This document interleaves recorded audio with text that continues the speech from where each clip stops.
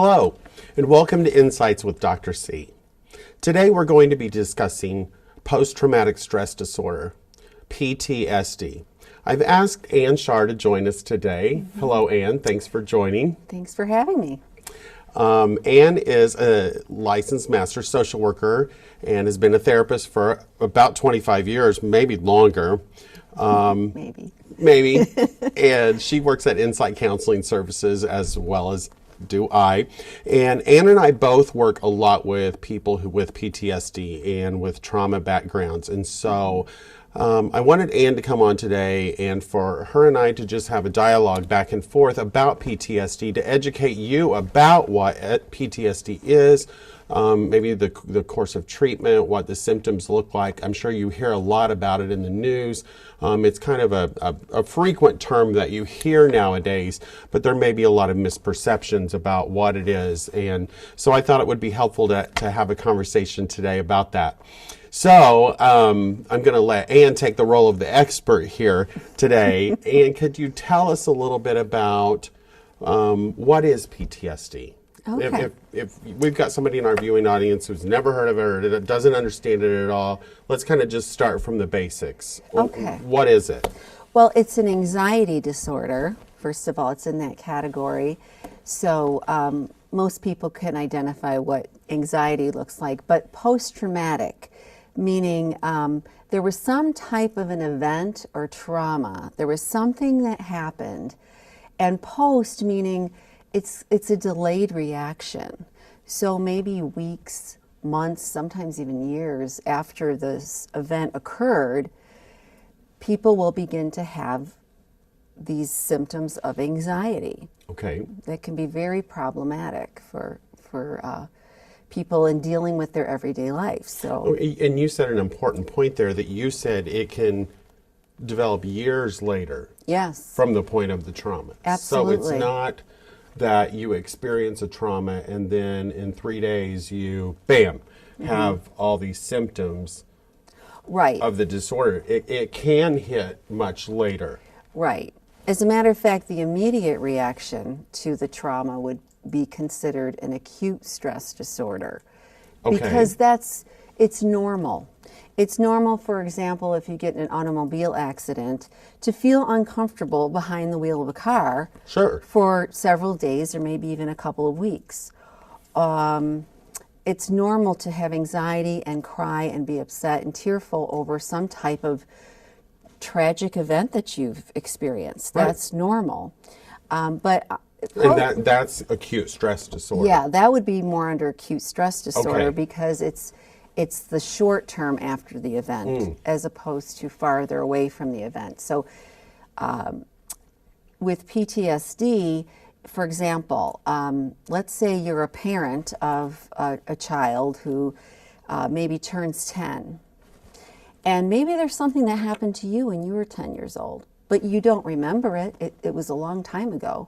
Okay. But suddenly you're starting to have difficulty sleeping. You're more edgy, more agitated. You seem to be avoiding people, kind of keeping to yourself. Your anger, you're flying off the handle for no apparent reason. And this is where a therapist can help figure out, okay, what is the trigger and what happened? And so sometimes when we're presented with something that reminds us of something that may have been long forgotten, suddenly it's as if it's happening again. And in addition to that, people can have flashbacks. In that case, they know what the event was because they'll have vivid visual and auditory, sometimes even physical sensations that make them feel like they're re-experiencing the event. Okay. Well, before we get off into an area of symptoms, sure. let's back up a little bit. How did we even get this diagnosis of PTSD? When did we first start diagnosing this? How did it come into the mental health world and the mental health realm? Well, it really was the fallout of the Vietnam War. Okay. So those who are old enough to remember that. To remember, I mean, I was a kid during that time. But I remember as I was getting older, friends and family members who had been in the war, you heard, oh, they're having nightmares, they're having, these symptoms, and they're reliving these experiences that they had at the time of war, many, sometimes months, years later. So that's when it started, because there were so many that seemed to be presenting with these symptoms. And our VA really was instrumental in identifying, because they had the bulk of the responsibility to treat the veterans of the Vietnam War. So they were seeing soldiers come back from Vietnam with a very similar set of symptoms and experiences that then became to be known as post-traumatic stress disorder. Absolutely. Right. That's exactly right. And so it seems like there, for a long period of time, it was thought that only a veteran or somebody who's been through a military trauma of some kind could come back and be diagnosed with post-traumatic stress disorder. But there's been a lot of research over the last 30 years that it's symptomology and a disorder that we can see in multiple different areas, not just from the military. So we see this now in children who have been physically abused or sexually abused, and those symptoms, like you said earlier, can come about and present themselves many years down the road. Right. And it could be many, many things. It could be the sudden loss, death of a loved one or a family member. It could be an accident, or maybe you were injured.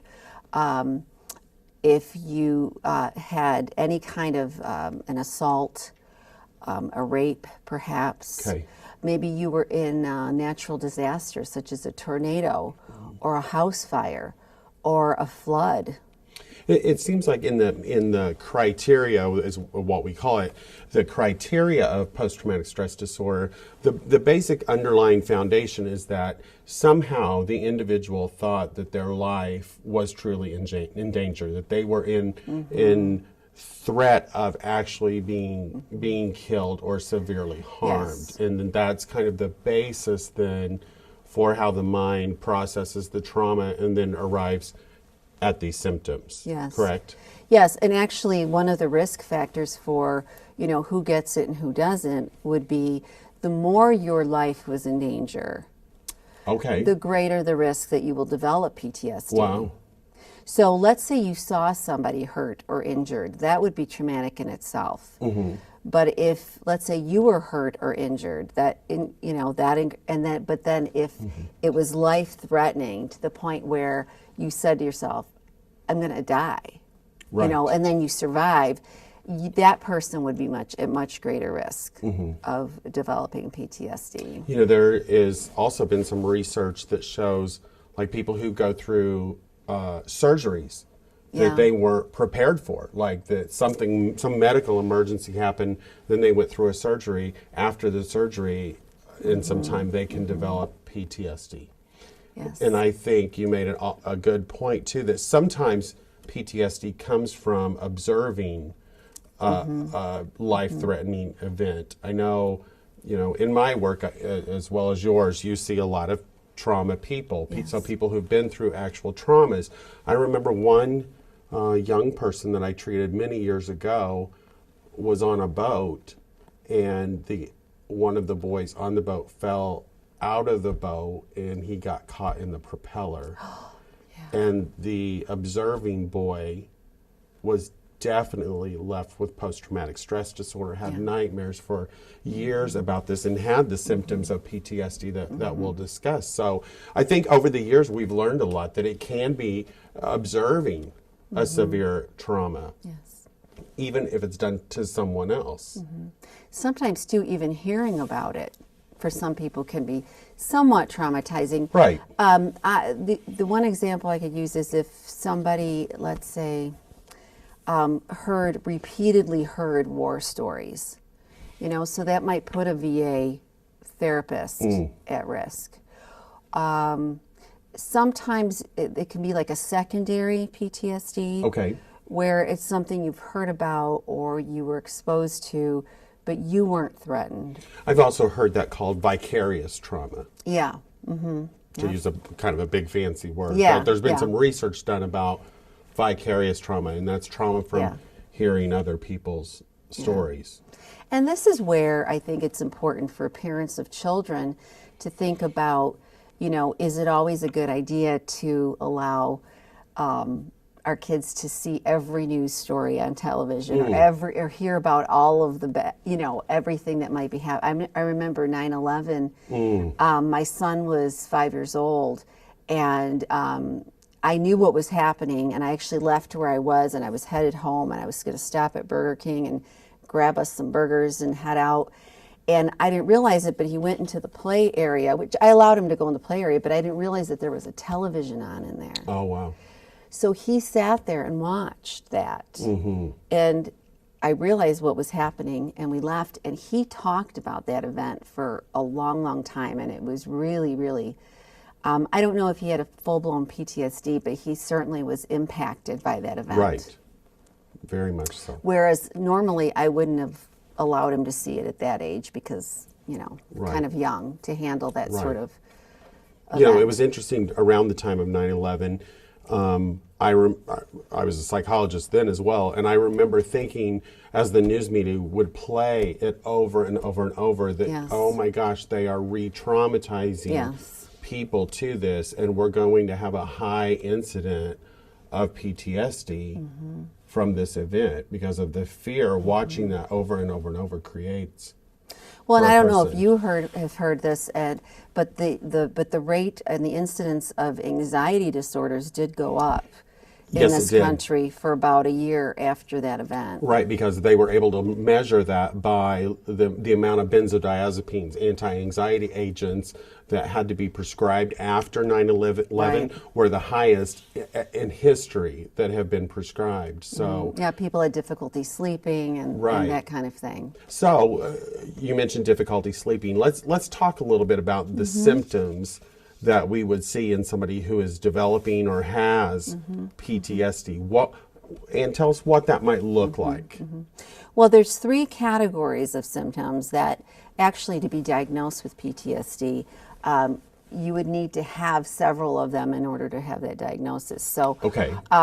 one of them would be avoidance. So avoiding anything that reminds you of the event. So in the case of a car accident, somebody might avoid driving. They might even avoid being a passenger in a vehicle. It might mean that you just don't deal with your feelings at all, that you avoid feelings altogether, or you kind avoid of become people. numb or yes, shut things you numb out. yourself, absolutely, as a way to avoid. It might mean, let's say, an event occurred in a certain place, so you're going to take the long way to go to work because you don't want to drive down that street, or you don't want to, or you're avoiding certain people or triggers. You might avoid watching certain television shows. You might avoid, anything where there's maybe violence or anything that reminds you of the trauma. Okay. So definitely avoidance is a big key. Like, my life has changed. I'm trying to stay away from certain things that were somehow related to the trauma. Yeah, and you also might be avoiding social activities, pleasurable activities, things that you used to do, again, because you want to be in control as much as possible of your environment because you fear re-aggravating Right. those sensations. And the reason that fear or that control is so important is that in the course of the trauma, the person feels a lack of control, like they've lost control. They have no control over what's happening to them. Right. So that's why it's so important for them to go through that period of avoidance, so that way I feel a sense of having control about what's happening to me in my environment. Exactly. Yeah. Okay. Because that certainly lack of control would be a risk factor. The less Sure. control that you had in that situation, the traumatic situation, the higher the risk for PTSD. But the next category would be sort of that hyper arousal, or another term is hyper vigilance. So that's going to be, somebody's standing behind me and I jump, whereas I didn't used to be that way. So being jumpier, edgier, sensitive to loud noises, bright lights, traffic, anything that's kind of overstimulating or overwhelming can really get the anxiety going. Yeah. But that also would include difficulty sleeping, nightmares, flashbacks, Right. those sorts of I things. tend to think of hypervigilance, and the way I explain it to people is that your body, your system is just on constant alert. Yeah. Like you've been through this trauma now, and so you walk into someplace and you're constantly scanning Yeah. the environment, and you can usually your brain learns to do that very rapidly, and you become keenly aware of everything in your environment and what could potentially be a danger to you. Yeah. And the reason we see so many soldiers coming back Right. with this kind of problem with PTSD, especially the hypervigilance and not being able to relax back into civilian life, is because they have been trained to be on constant alert because they have to protect themselves, they have to protect their unit. So they have programmed their brains to function in being hypervigilant, which is excellent. It's the thing that keeps them alive. Yes. It's that fight or flight response. But when they come home, how do you get your brain out of that level of hypervigilance when you've been used to being on guard? And so many PTSD victim or people who suffer with PTSD will come back and say, life just doesn't seem right to me. Everybody's concerned about these trivial things that don't matter. Right.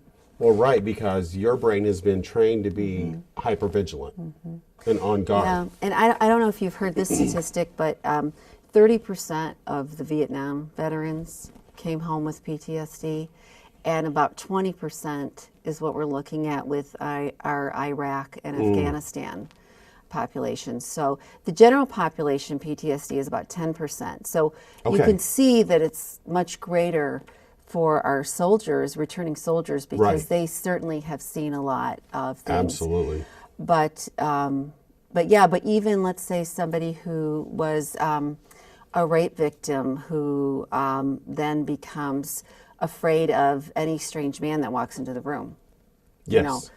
So, afraid of strangers, afraid of being in the dark, anything that reminds is going to cause that anxiety response. Which we would call those triggers, that they're having some kind of trigger to the original trauma, and then their body and their mind is reacting accordingly to that. So if someone's having at least one sort of flashback of where something feels the same, either they're hearing something or they're feeling something, or if they're having at least one hyperarousal symptom and 3 avoidance symptoms, then that would be PTSD. Okay, and let's just clarify for the viewing audience what exactly a flashback is. Okay. Because I've had people come into treatment who are experiencing flashbacks and are very confused about what they're experiencing. Like I might be hearing voices, or I'm just very confused about the experience that they're having. So can you just maybe give us a little synopsis about what a flashback might be? Okay. Yeah, I'm going to give you an example that actually my husband shared with me, because when he was a teenager, he was hit by a car. And he was injured severely. It was a long recovery. And he shares this with me that about a year later, he was watching a television program in which something very similar happened. And he suddenly felt like he was in that situation again. He felt anxious, he was scared, he was looking around, he didn't feel safe. So his was more of a feeling type flashback. Yeah, physiological flashback. Yeah. Or sometimes they call that a gustatory flashback. Right. Where your where body, you, have all you feel the it same internally. Emotions. Yes. Like the fear goes way up right away. You're like that. Like he was afraid he was going to die. I mean, he was laying in the street, hit by a car. So that's what he experienced. But some people, like you said, it could be visual. A returning soldier might see something on the side of the road and think it's a bomb and react to it as if it's a bomb. Or they might see someone that looks a certain way and assume that person's a threat because they're right back to seeing what happened to them. Right. Well, I know I've had many soldiers tell me that the 4th of July is an extremely Yes, difficult yes. holiday for them because of the popping, the loudness, Firecrackers sound like gunshots. Right. And so their body automatically responds As to if they're those sounds threatened. as if they're back in that experience. So we've got the avoidance category. We've got the hypervigilant category. You said there were... Well, I guess the third one would be the flashback. With the It would have to flashback, be some okay. type of flashback, yeah. Okay. So those are some of the criteria that Yeah. we would look for. Right. And I think it's also important for us to talk about that it's an anxiety disorder, but when a person has PTSD, it definitely interferes with their ability to function and interact with the real world, Yes. and that can also lead to secondary depression Yes, it can. and substance abuse. Yes, absolutely. I know substance abuse is high because, like the hypervigilance, I can't get myself to calm down. So if I use a substance, they often do that to try to get themselves to calm down. Right. Or people who are experiencing the flashbacks will try to use a substance to just numb themselves out, so they're not so very experiencing. high risk of substance abuse among Yes. persons with PTSD, absolutely. And I think another thing is if anybody works with people who are dealing with substance abuse problems, screening for PTSD would be an important component of treating substance abuse, because there could be, there often is underlying trauma there. So that's something that is an important thing to keep in mind, absolutely. Very much so. There's so many different areas that we could go with this topic. Is there a difference in how we would see PTSD in maybe children versus adolescents versus adults? Right. What are some maybe distinguishing factors there? Well, with children who have experienced trauma, you may see with younger children a regression in their development. So they may suddenly start wetting the bed and they're fully potty trained, or maybe their language skills seem to deteriorate. They're not talking as much. They might act out scenes of the trauma in their play. Sometimes that's often a cue for therapists as well in understanding what's taken place. So might they become more aggressive if they saw an aggressive act? Is that a possibility? Because they might I would think they be could mimic. reenacting Yeah, they it? could reenact it in their play. That Okay. sure, certainly. And then I'm thinking of teenagers, adolescents in particular, who seem to be more detached or seem to be more rebellious. So you'll see the depression, anxiety too in the older, in the adolescents and older children. But you'll also see kind of you might think they have an attitude problem, or you might think that they're just being uncooperative.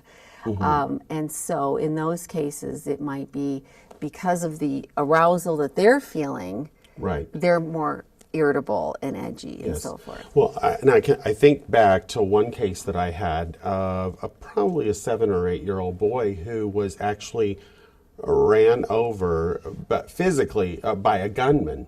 The gunman was running away from a robbery and actually trampled the boy in trying to get away.